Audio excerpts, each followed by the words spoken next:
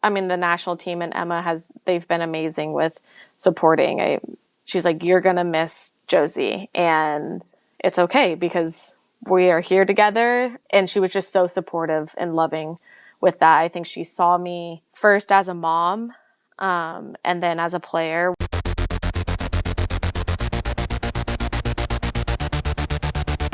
Hello, everybody. I'm Sam Mewis. Welcome back to Friendlies. Today, I am sitting down with one of the most recognizable faces in U.S. women's soccer. She's a player who has grown from a teenage phenom to a pillar of the NWSL. She's a World Cup champion, an Olympic gold medalist. Actually, she is the person who scored the goal in that incredible Paris 2024 Olympic gold medal match. More recently, she has impressively returned to play after giving birth and is already back to her prolific, precise, and powerful scoring form. It's Mal Swanson. Mal, welcome back to the show. Thank you. I'm so happy to be here. I am so happy to see you. I'm so happy to catch up. We were just talking about the last time you were on the show, and you actually were like our second ever guest on this show at the beginning of 2024, which was such an honor. This episode of Friendlies is brought to you by Verizon. The historic tournament has officially come to a close, and throughout all the action, Verizon rewarded their customers by giving away free match tickets and exclusive pitchside access during gameplay, just for being with Verizon. These are just some of the once-in-a-lifetime experiences that Verizon gives their customers, with more to come in the lead up to the FIFA Women's World Cup 2027. So much has changed since then, but nothing more so than you becoming a mom. You and your husband Dansby welcomed Josie this past fall. She's so cute. I want to know a few things about her. Like, what is she doing? What is she eating? What does she like?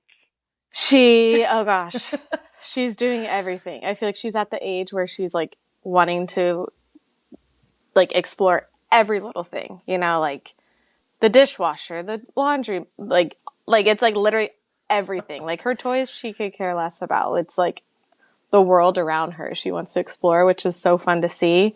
Anything that I'm eating she wants. Wow. Yeah, it is like, yeah. And then she's crawling, like she's like doing this like launch thing that I don't know.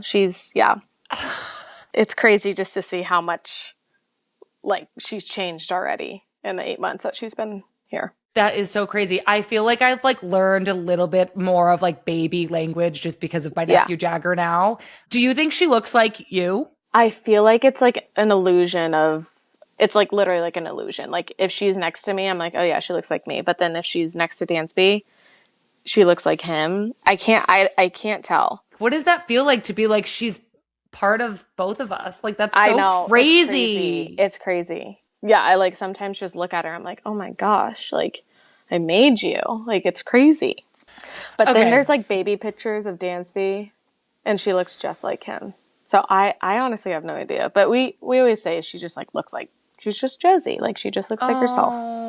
Yeah, that is so she's cute. Cutie. Okay, there's so much I want to talk about in terms of Josie. Your return to the Chicago Stars, your return to the U.S. Women's National Team. But I want to stay with you becoming a mom because I think so much of this like next chapter for you is like has that at the heart of it. And so I want to rewind to the beginning, talk a little bit about your decision to start a family. I know for a lot of players, this is like a really big decision. It's a really personal decision, but can be dictated by these like really unpersonal things like the soccer calendar, what club you're playing for, when the next World Cup is.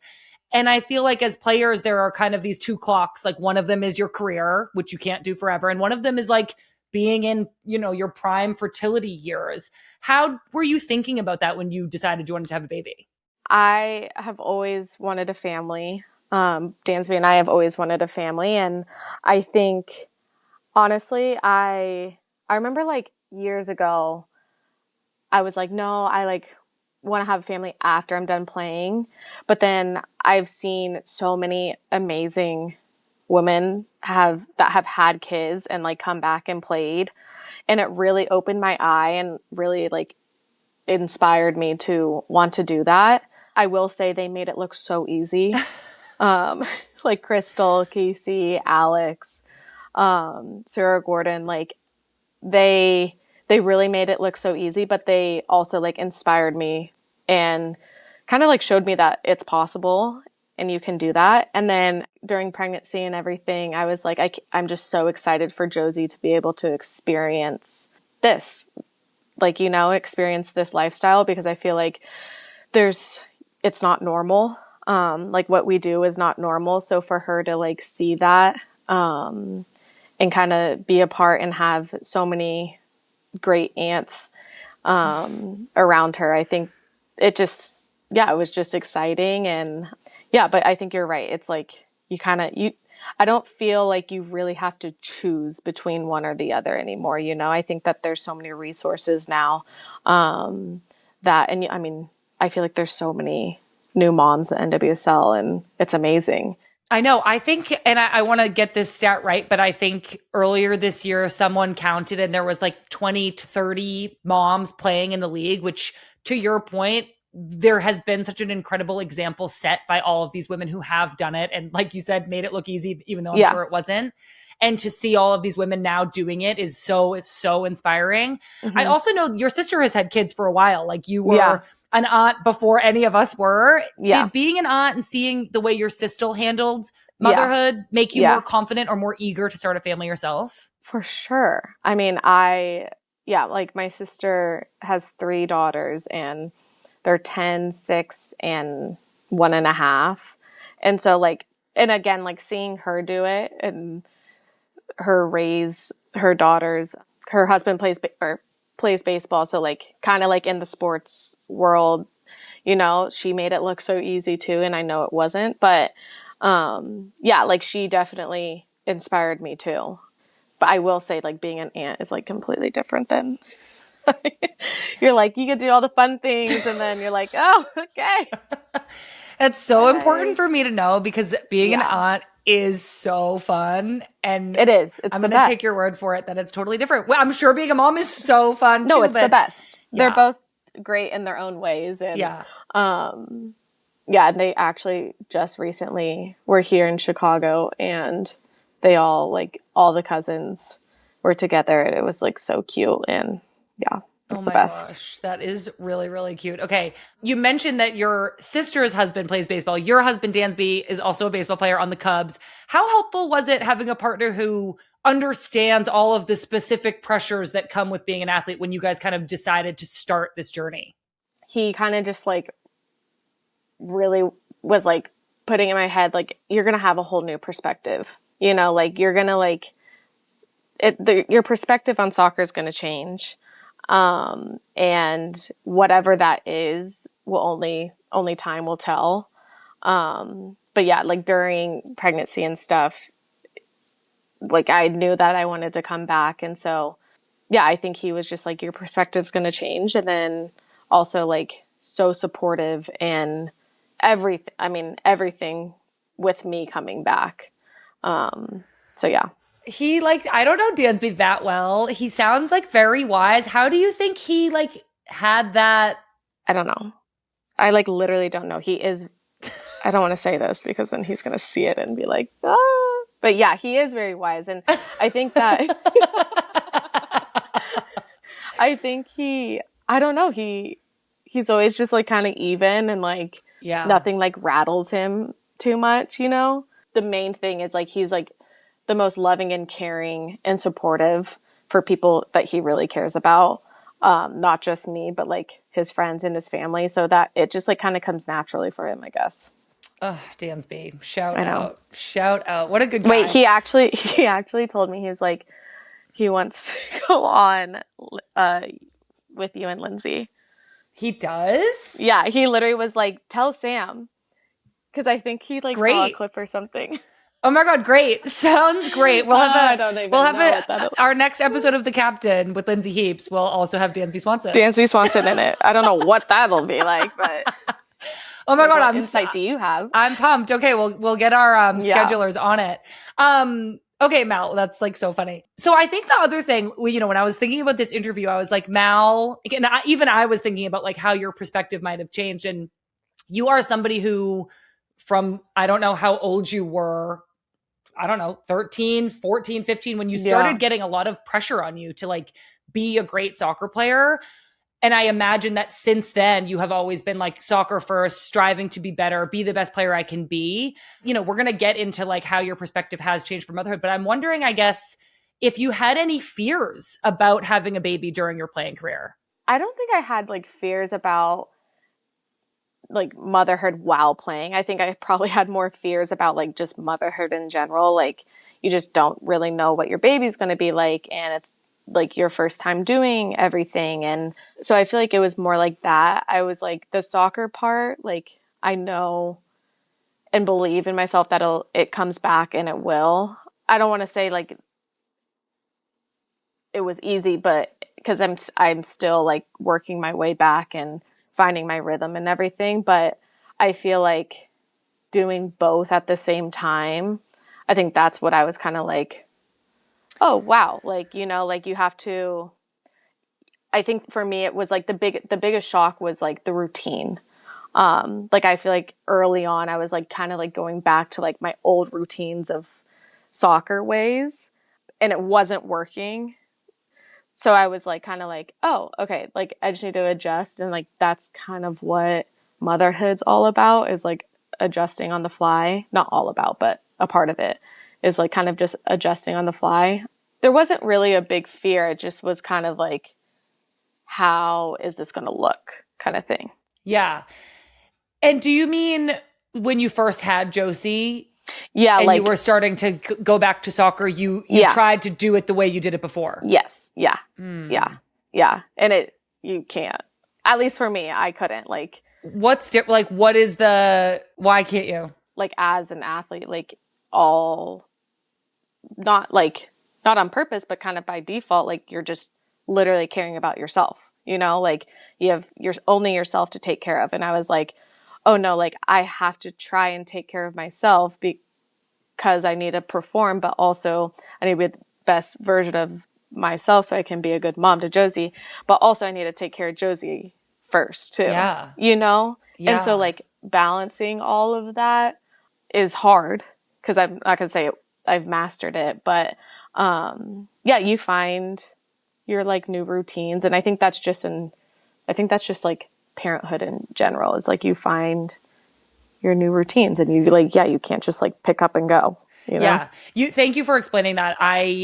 Obviously I don't have kids. And so like, I think for me to hear the details, and even for some of our listeners to kind of hear like what actually is different is really, really helpful. And I appreciate you being so open about that. I want to kind of go back to like when you were wanting to be pregnant or thinking about getting pregnant. Were you able to have any conversations with like teammates or coaches? Was anybody kind of receptive to the idea, or does it feel like something you keep private? I feel like I kept it private. I feel like I remember talking to Soph like kind of early on, like before, maybe like this is like before, like I feel like we've always wanted to be like young moms and like wanted to play at the same time. But yeah, so I feel like there was like some conversations here and there, but I feel like it was like, I remember telling my parents and they were shocked. Really? Yes. Now that I think about it, they were shocked. They were like, really? It's like, yeah. So I feel like there was like some people like you have the conversations with, and then some no, but I feel like they were like, oh, I thought you just, I think a lot of people maybe thought like I'd wait until like the end of my career. It's so interesting. We've actually been talking to a lot of like new moms on this podcast lately. And I think one of the things I always think about is like at a time in your life where it switches from like telling people you're pregnant is like scary and like, oh my God, to when it becomes like this amazing miracle and is so exciting. Yeah. And I feel like we're kind of, I don't know, sometimes still in that phase. For sure. When you found out you were pregnant, what was like the plan? Like, I've learned a lot recently that there are like some new guidelines out for like pregnancy and returning to play for elite athletes. Did you work with anybody, talk to anybody about making a plan for like training through pregnancy? Yeah, I actually, my like first trimester, I was like so sick and like I was like so sick. I was like, I cannot even, I was so tired. It was horrible. So I really didn't do anything.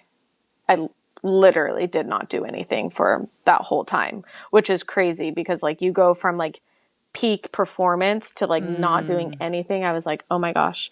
But then I started like feeling really good. And so I started like working out. I actually didn't really touch a ball my like whole pregnancy until like really towards the end, because I was like trying to get Josie out, to be honest. I was like, what can we do? I was like, maybe kick him off a little kick around. I definitely was like active and like kept up my strength and core and like the whole thing. And I think just in general, I think that it really helped me. And I've heard it helps other people too, during their pregnancies. And then I've also heard like training while you're pregnant, and like, this sounds crazy, but I believe in it because I did it and it helped me, was like just like training, and I meant like lifting and like jumping and all that kind of stuff is like so good for you. And I think it helped my labor, and then I also think it helped like postpartum. Yeah, totally.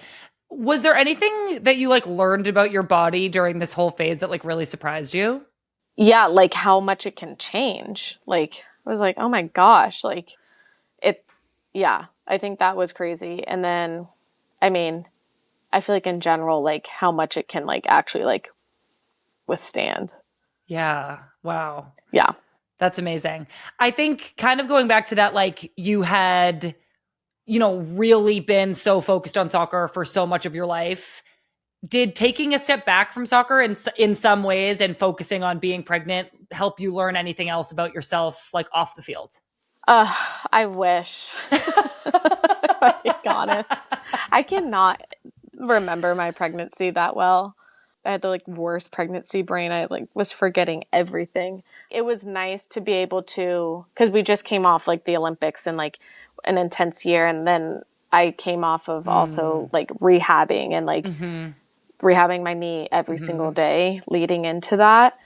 So yeah, it was like nice to kind of like have like a little bit of a break from that, but also be able to still like stay connected and stay within the game with just like going to games and that kind of stuff. But oh my gosh, yeah, I like had the worst pregnancy brain, and I still think I do somehow.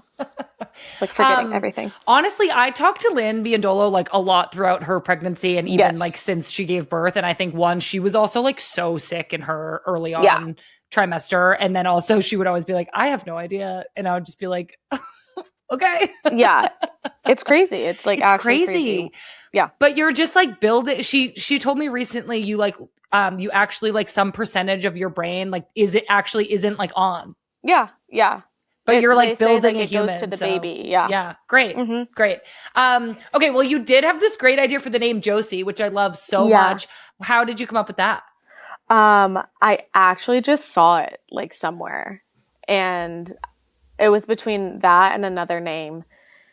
And then her name's Josie James, and Dansby's first name is actually James. She is like 100% a Josie James. Oh my gosh. The other name would have been a disaster. Well, you could maybe save that other name for another kid. We'll see. Or do you think you'll ever call her JJ? Yeah, I feel like some people call her JJ, some people call her JoJo. I call her Josie Girl. Oh, yeah, I think she has a bunch of names. Okay, this is another question. I'm so fascinated. How soon after having her did your brain be like, okay, soccer? Quicker than I thought. Really? Yeah. Yeah. I thought I was going to get to like 12 weeks. I think around like 8 weeks, I was like, okay, I'm ready. Wow. Like to like start like getting really back into it. And that really surprised me, with myself. I was like dying. I was like, someone please give me something to do. Yeah. What did you miss about it? I honestly feel like postpartum, being a new mom, you're kind of like, your life literally changes overnight. So I think that it was like kind of something that I knew. And like, I was like, this is what I know. This is kind of like what can like help me during difficult times or whatever. And so I feel like I was like, I'm ready to like get that going again. Yeah. Wow. When you did start thinking about returning to play, who was like the number one person who helped you make a plan and like strategize about what that would look like? I had like kind of like a good team around me, just with US Soccer, my club team, And then Nike also helped like my whole like pregnancy and postpartum with like Emma Brockwell. Oh yeah. Emma Brockwell is like the pelvic floor specialist. Yeah, she's great. So, and then also my PT back home in Atlanta with the pelvic floor lady there too. So yeah, I had like a really good group around me, kind of just like helping me navigate the whole like return to play stuff. Also, like I had Soph to like kind of lean on a lot of it because she was 3 months ahead of me, like postpartum and everything. So it was kind of nice for me because I was like, it like gave me like kind of some insight of what it could look like. And I know everyone's different. Everyone's body is completely different. Their babies are completely different, but it was just nice to like kind of lean on her for that. Yeah, that's really nice. How does returning to play after giving birth differ from returning to play from injury? That's a really good question. The biggest way I can describe it is returning to play after birth is just like a reconditioning. Nothing's hurt, like, so you're reconditioning your body on how to move a certain way. And I think the steps are like completely different than, at least for my knee, it's just like completely different. It's obvious. And I think it's like a quicker process. Oh, interesting. Yeah.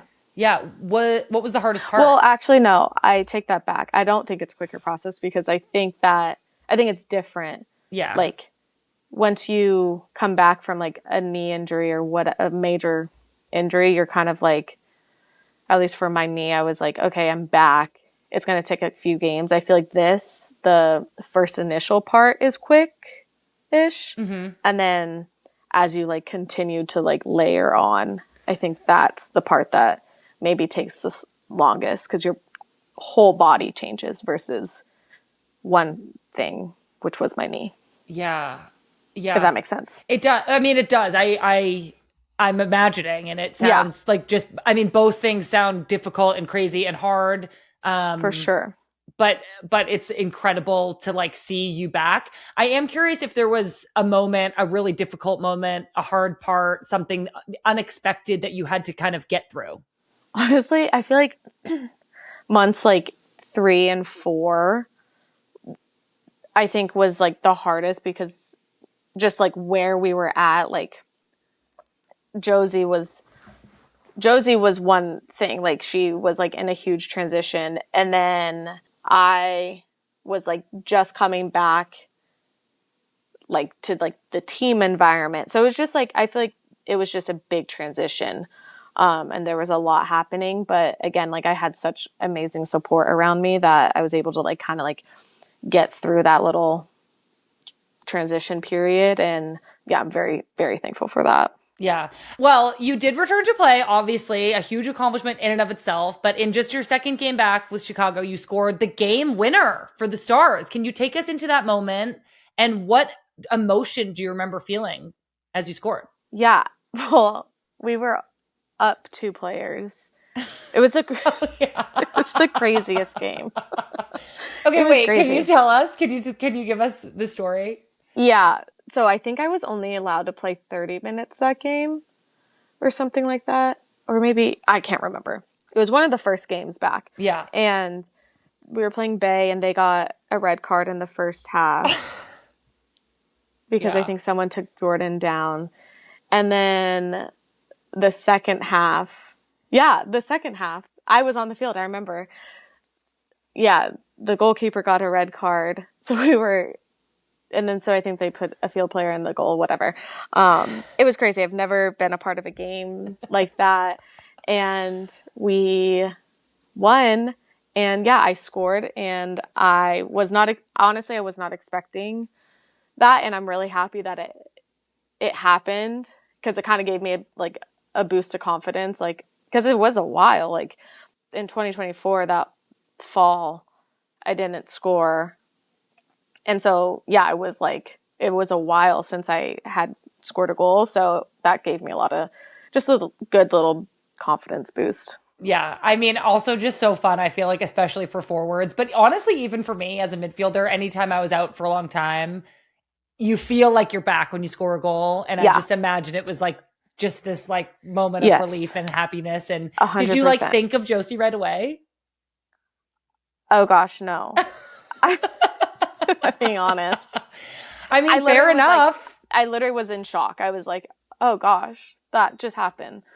What a game that was. What a game. Well, I know it's been kind of an up and down season so far with Chicago, but you've also recently rejoined the U.S. women's national team. I know you got called in for that pair of friendlies that was away in Brazil, and head coach Emma Hayes has discussed how important it is to her that this team supports moms. What has that support looked like for you, and how was that trip, that first camp back? Crazy first camp back. All the way in Brazil. Josie, the babies were at home. It was hard being away, but I'm very thankful and to be there and to be a part of that, because just looking ahead of 2027 and just getting that experience, I think is not only helpful for me, but I think for the whole group. I mean, the national team and Emma they've been amazing with supporting. I mean, she always asks how Josie's doing. And I just remember being there. She's like, you're going to miss Josie, and it's okay because we are here together. And she was just so supportive and loving with that. I think she saw me first as a mom, and then as a player, which I think she sees her players like that, like as humans. And I think a lot of people appreciate that. And I really appreciated that during that camp. I'm like so happy to hear that. I love the way that you all talk about Emma, and it sounds like the way you're treated by her is just so great, and being human first, being a mom first before kind of what can you offer me on the field. I'm just like so happy that that's the situation. One of the most anticipated moments of those friendlies was obviously seeing you, Trinity Rodman and Sophia Wilson all back together, triple espresso reunited. You've also already mentioned that Soph has been a resource for you in returning to play. She was just a little bit ahead of you timeline wise. What has it been like to be reunited with your friends in camp, but also to have somebody like Soph there with you? I mean, like you spend so much time together, and it's like you have these amazing friendships. So being back and like being around them was so amazing. I definitely miss them.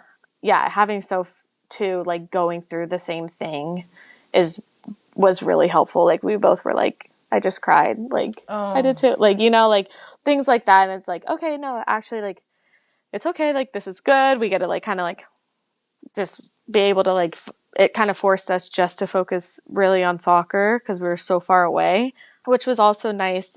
But also, of course, always in the back of your head, you're like, what's Josie doing right now? Or what's Gigi doing, So, but yeah, it's just nice being able to kind of like go through that together. Yeah, really, really nice. I know you guys also did get to introduce Josie and Gigi recently. Yeah. Was it so cute? It was really funny. I think Gigi was probably at the age where Josie is right now of like interaction and like, like all the things. Josie did not want anything to do with Gigi. And I was like, Josie, like, Gigi's so cute. Like going over to Josie, and Josie's just like, kind of like, what is happening? What is going on? But I'm excited for them to like be reunited again. And yeah. You had been away from the national team for a while, obviously having had been out, being pregnant and giving birth. I think we've seen the national team since the 2024 Olympics go through kind of a transition. I know Emma Hayes was the head coach there, but she has kind of just continued to imprint her own style and philosophy on this team. What changes did you notice when you got back into camp? I think the biggest change that I noticed was, as like a collective and like a holistic viewpoint, was like how Emma views it. Like, how does this affect women? And like through the female lens. And I think that is really important, even just like everything, like from recovery to performance to this and that. I think that was like definitely the biggest change that I saw. And I think it's amazing kind of like what she's implementing with that. Yeah, it's been really cool to watch, and I like so appreciate that's the perspective that she's bringing. Yeah. We're less than a year away from the 2027 Women's World Cup in Brazil. The next friendlies for the team are going to be in October against reigning World Cup champion Spain. What do you hope the team gets out of those games, and then what are you looking for personally out of those games? I hope that the team, I mean, I'm obviously going to say we win. Love winning. But again, like experience. I think that, you know, like in major tournaments, like experience matters. So having that experience against the best team in the world is going to be huge for us. And to be able to like see how, see kind of like how it's matching up, you know. I think it's here too, which will be fun too. Mm-hmm. So that'll be exciting. And then I think for personally, just hoping to continue to like progress and to continue to just keep moving forward with coming back. And what is that? It's in October, I think. Mm-hmm. Yeah. Yeah. I don't know how I'll probably be like 11 months postpartum. Yeah. Yeah. So yeah, like hopefully I can see and feel more and more like myself. Yeah, amazing. Well, I'm so excited to watch. My last question, Mal, you and I won the 2019 World Cup together, and I think of you so fondly in that time. You were this young player, but you had this pressure on you for years. And I think talking to you today, it seems, and you have explained, like you have this new perspective and this new relationship to soccer that you have grown into since becoming a mom. And so when you think ahead to next summer, to 2027, to the World Cup, I think I just want to know how this new perspective, this new relationship you have to the game, being a mom, how do you think that this could actually make you a better player? I feel like as athletes, you have like, we all have a tendency to like overthink, you know, and I feel like becoming a new mom, like allows me to not overthink it, like physically forces me to not overthink. I keep saying like, this is just in general, like seeing everything through Josie's eyes. So like, if I have a bad game, Josie probably won't even notice. Like she'll be like, Mommy, you played so good, you know? And so like seeing it through her eyes, kind of brings back like, just like the innocence of the game. And I think that can really carry everyone so far. Oh, that was like such a beautiful answer, Mal. That was really, really sweet. Thank you so much for sharing so much with us today. I know our listeners will absolutely love to hear from you. You know, I'm like your biggest fan. I'm so happy for you. I'm like cheering for you all the time.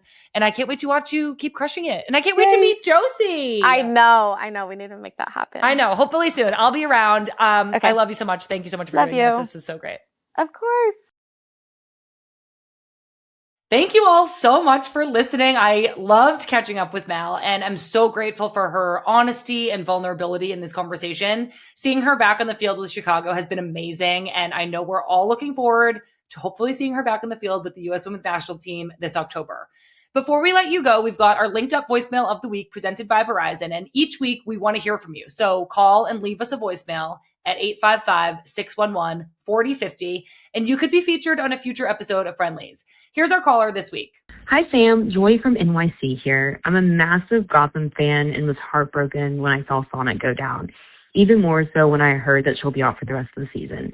My question is about the mental side of the rehab process. When you get an injury that will keep you out for the season, how do you stay motivated when you see all of your friends out playing? Love the show. Thanks so much. Bye. Hi, Joy. Thank you so much for calling. I am so bummed for Sonnet as well, but she is one of the toughest people I know, and I just have so much confidence that she's going to be back better than ever. I think the injury process is one of the hardest things that players have to go through, and watching your friends continue to play when all you want is to be out there yourself is actually so brutal. You just really have to create small goals for yourself. At least this is what worked for me. Those could be daily goals or just weekly milestones that you work towards and even celebrate as you go along. Like today, I want to get my swelling down. This week, I want to improve my range of motion this much. And you just kind of have to keep going like that. It's such a battle, and it's something I think athletes really need help with and really need resources around, but it's doable and you usually learn a lot from it. I also think that when you do come back, you're so much more present and grateful for each and every day that you get to play. So while it's literally the worst thing to ever go through, there's a lot that can be gained from it. This was such a great question, and I'm so glad that you called in and asked it, Joy. That was our linked up voicemail of the week presented by Verizon. And if you want to join us for this segment, the banana phone is open. Just give me a call at 855-611-4050. You can leave a message, ask me a question, and then you could be the next featured listener. Thanks to our friends at Verizon. Next week's guest on the show is Utah Royals and U.S. Women's National Team goalkeeper, Mandy McGlynn. I'm really excited for you all to hear this conversation. And then just a quick reminder, there's no good vibes on Tuesday. I'm taking a couple of days off. So I will see you next Thursday on Friendlies. If you haven't already, make sure you're subscribed to this YouTube channel or podcast feed. And you should check out our newsletter delivered to your inbox every Tuesday with all the news you need to know. Thank you all so much for being here, and we'll see you soon.